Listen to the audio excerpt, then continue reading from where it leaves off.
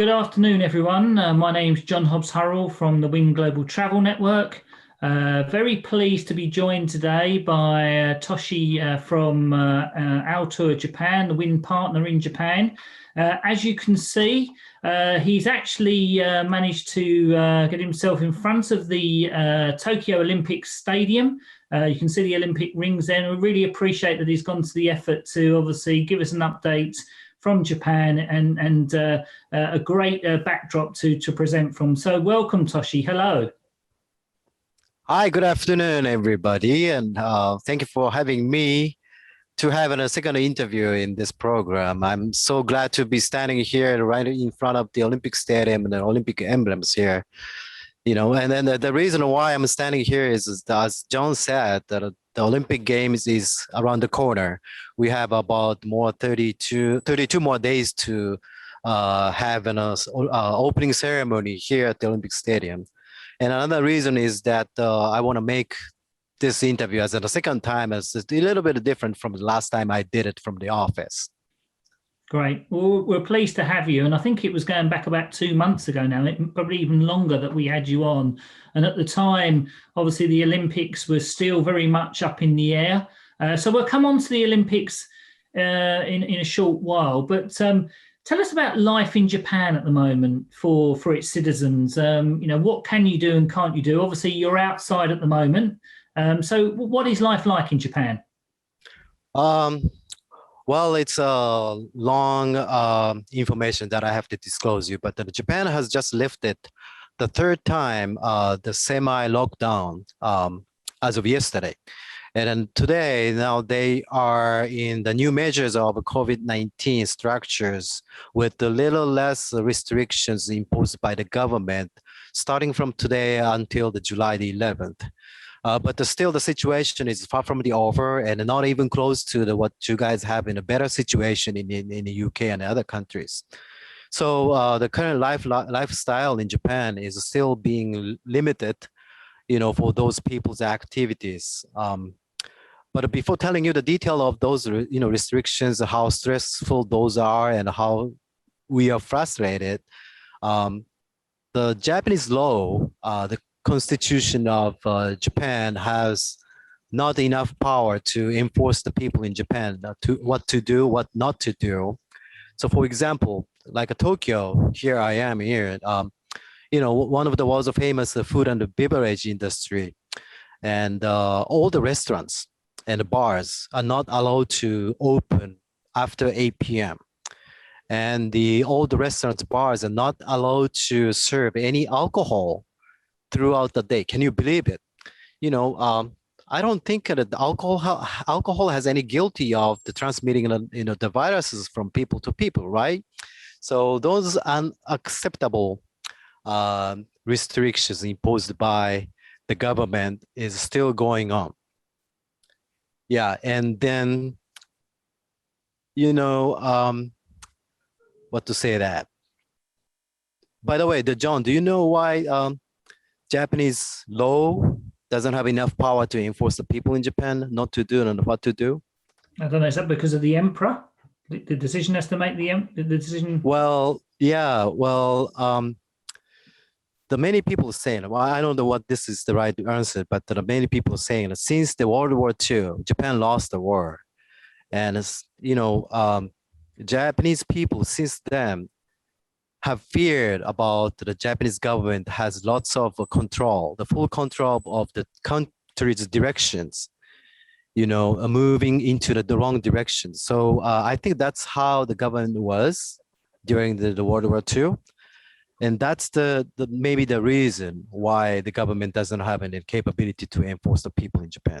I think, with that point, while we're in this pandemic, a number of obviously countries and governments have found it difficult, obviously, to try and deal with the situation, and it's about dealing with the right thing. So I totally understand the frustration, but obviously sometimes decisions are difficult because of the restrictions it places on local population. So we mentioned earlier, and obviously we've got the Olympic Stadium in the background. 23rd of July, the Olympics is due to start, and I just wanted to sort of just get an indication from you of, what will the experience be of the athletes that are joining and attending. So, it's not too far away, as we said. The Olympics is just around the corner. So, what will happen to those athletes? What restrictions will they be under when they enter Japan?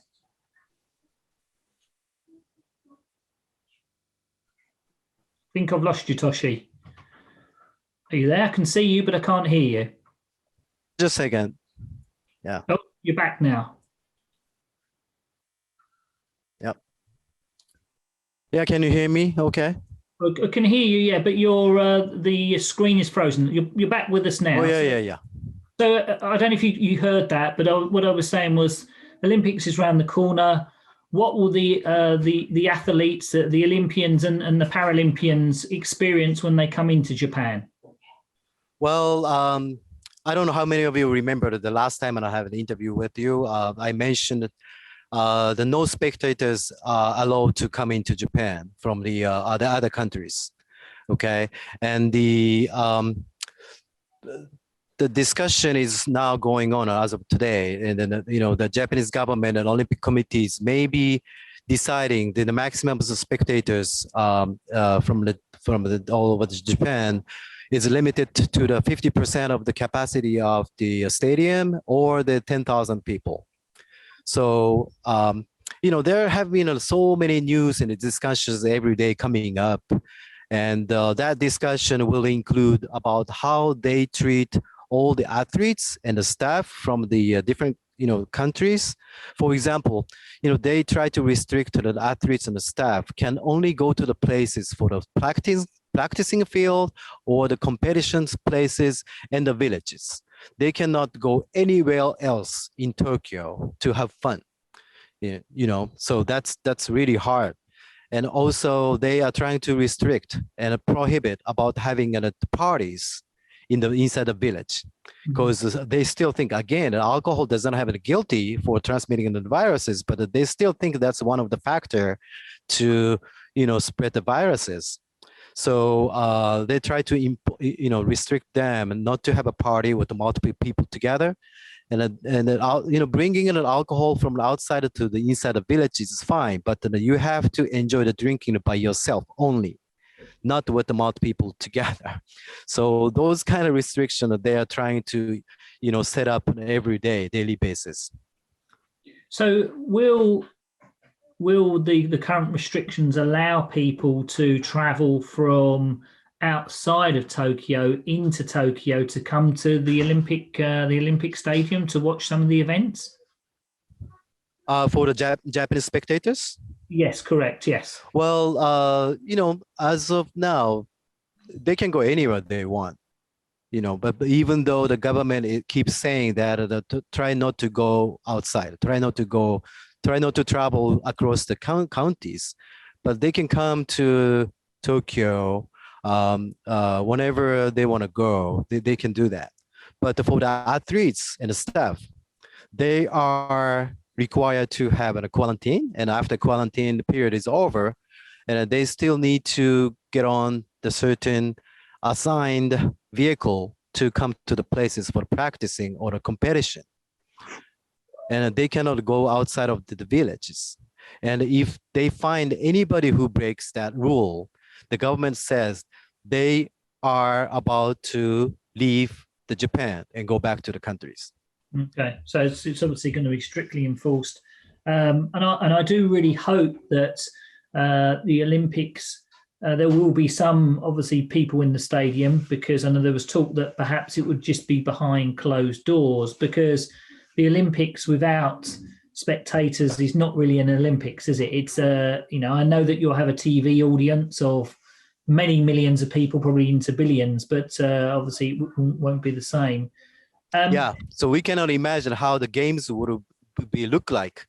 Even if you are a Japanese spectators can get in the Olympic Stadium and can watch the people, competing each other for the races, you cannot shout, you cannot yell, you have to be silent, wearing the mask.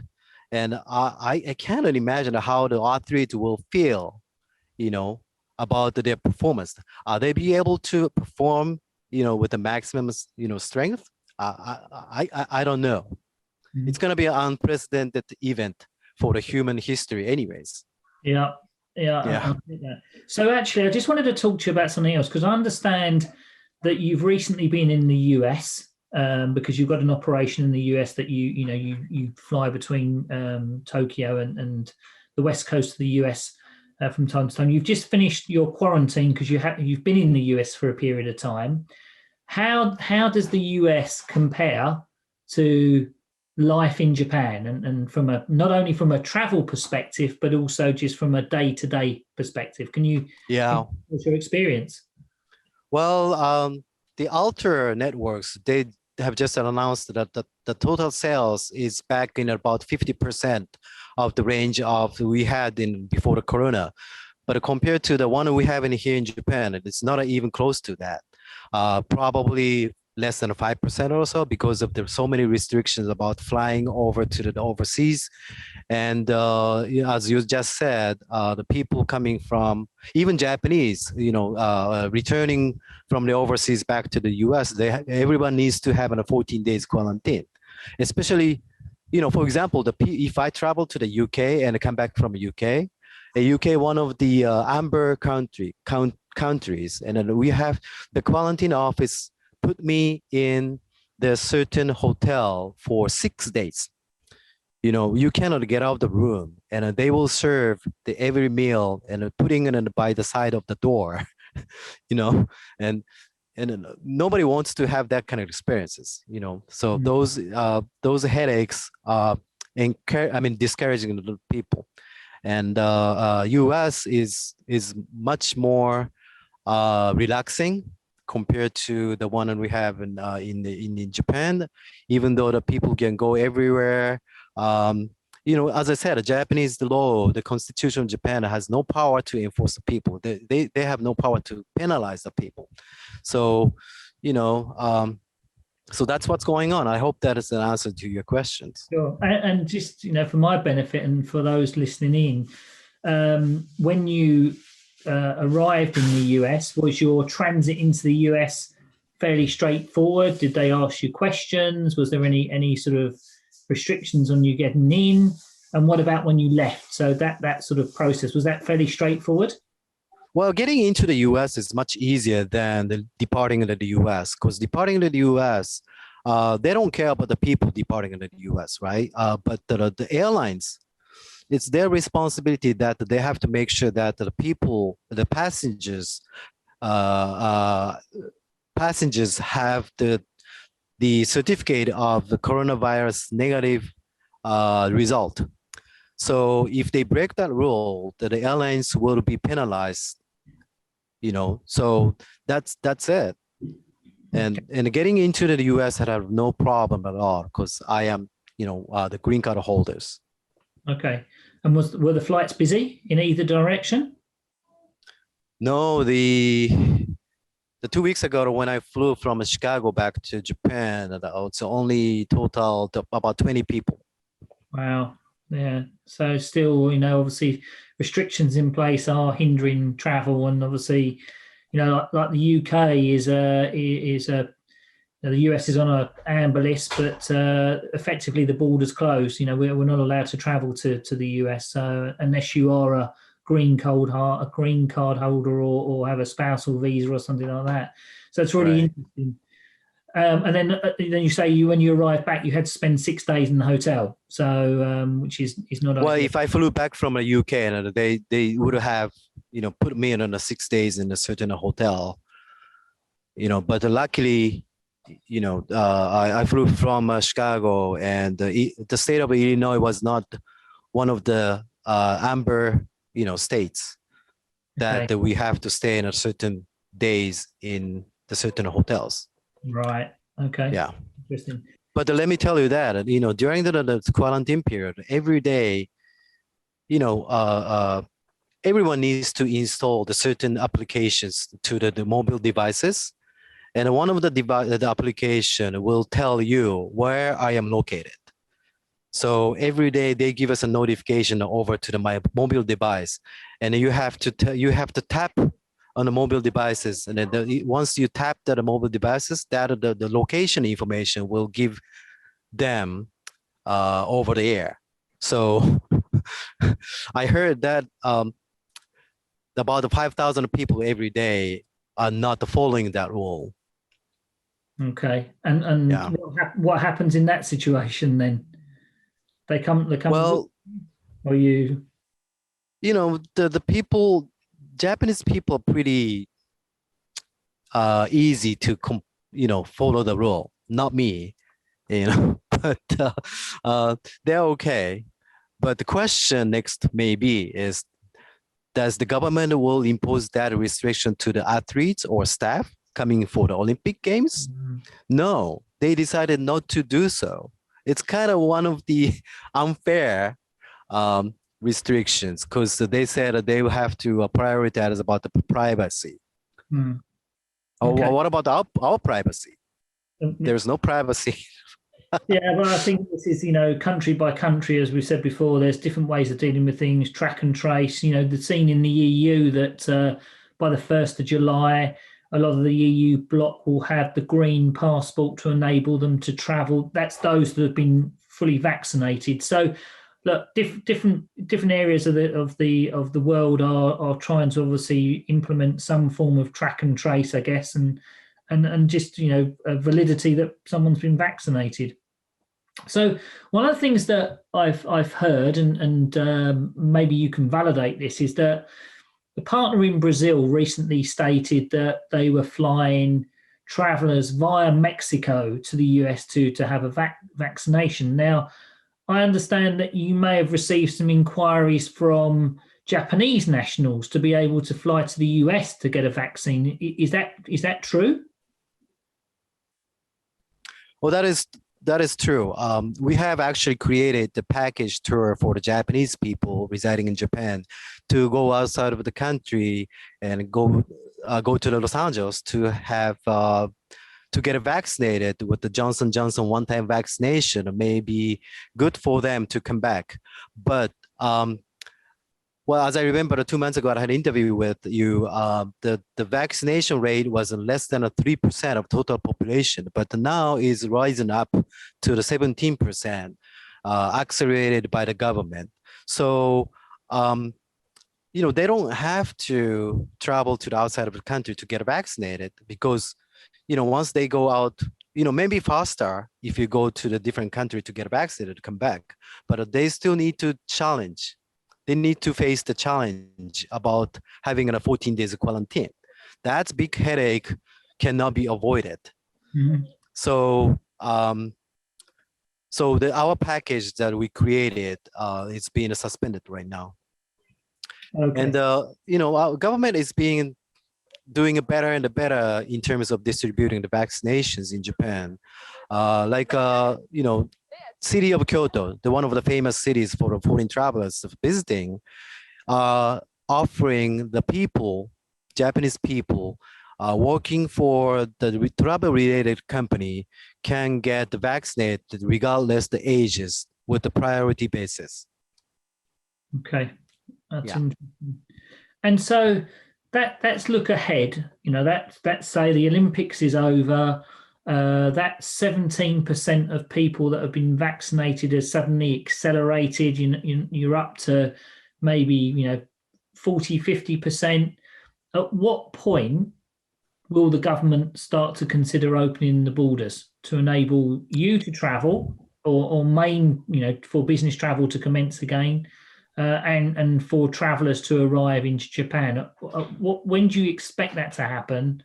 Is it going to be led by the vaccine, or is it that commercially business will eventually dictate that obviously they'll need money coming into the country? Well, again, the vaccination is one of the biggest key factors, not only for the people lifestyle, but the travel as well, as you said. However, the people in the media are talking about only for the food and beverage industry. They don't even touch anything about the travel industry, what's going on, even though the reality is so many travel management companies are closing down the businesses. And just because of the situation is not yet reached to that point, I think the government will start thinking of opening the border to the Japanese and the foreign travelers coming into Japan right after the Olympic game is successful. Okay, so that will be after the Paralympics. So that could be after Paralympics, yes. Yeah, so after sort of September time. Is that what you're suggesting? At least September or October is maybe the earliest time they might start thinking of relaxing all the restrictions about the traveling. Okay. And for the support you provide to companies that have Japanese travelers based across the world, because it is a service you provide 24/7 or every day of the year as well. Could you see a situation where you might be servicing in a couple of countries but not others because of obviously the way that borders will remain closed for some time? Well, one of the global account that we handle here in Japan, they have to follow the rule, that their head office is set, but as opposed to the Japanese companies headquartered in Japan, they have branch offices all over the world. They like a US. We do have a couple of global accounts, the Japanese company, and their Japanese expats are residing in the US. And they need to travel because the travel in business is going back to as close to the normal. However, because the headquarters in Japan, they restrict all the business travelers do not travel at all under this situation.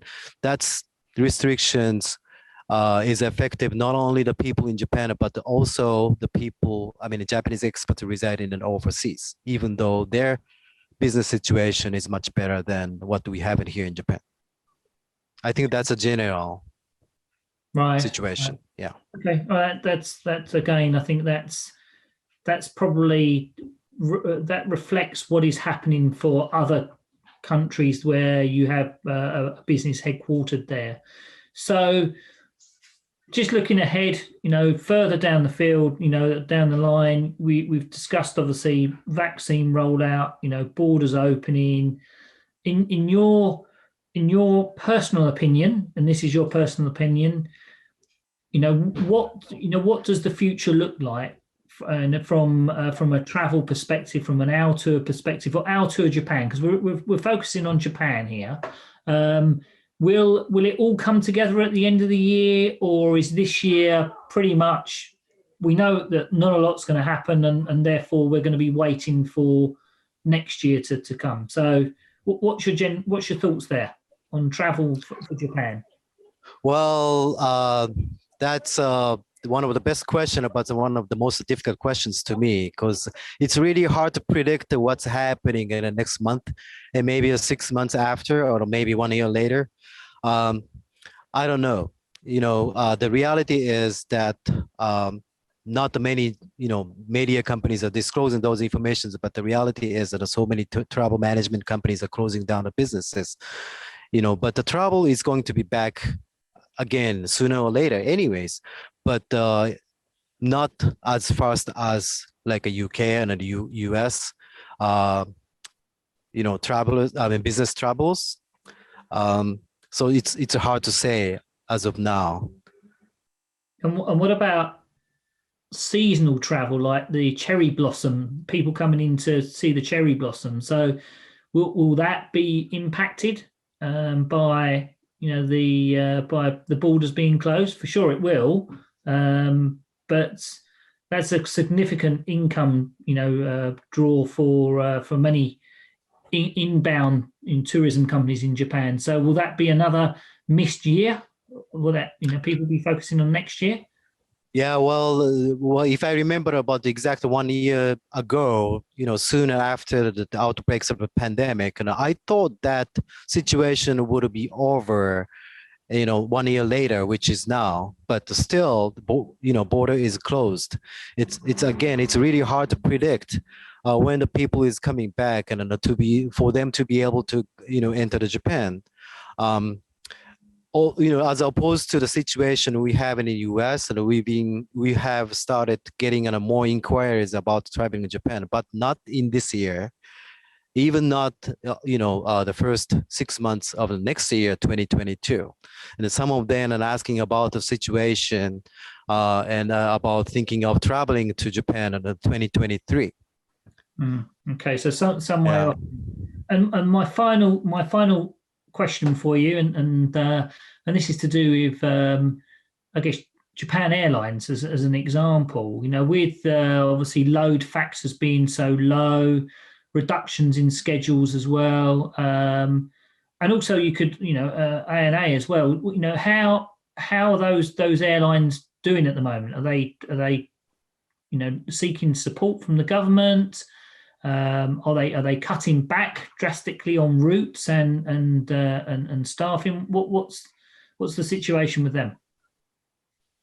Well, again, I don't know exactly what's happening to those two big, Japanese airlines.